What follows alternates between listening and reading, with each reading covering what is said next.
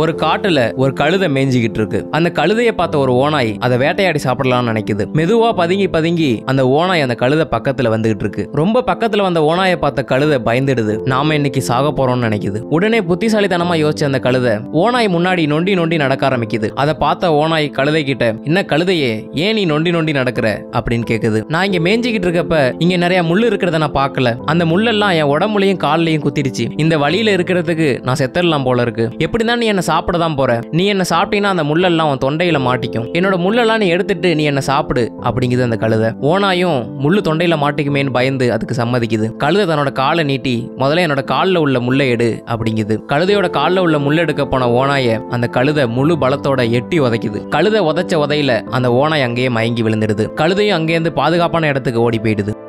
இந்த கதை மூலமா நீங்க என்ன தெரிஞ்சுக்கிட்டீங்கன்னு மறக்காம கமெண்ட் பண்ணுங்க. இந்த வீடியோ பிடிச்சிருந்தா அந்த வீடியோக்கு ஒரு லைக் பண்ணுங்க. மறக்காம ஸ்டாரி ஸ்டேட்டஸ் இன்ஸ்டாகிராம்ல ஃபாலோ பண்ணிக்கங்க. யூடியூப்ல சப்ஸ்கிரைப் பண்ணிக்கங்க.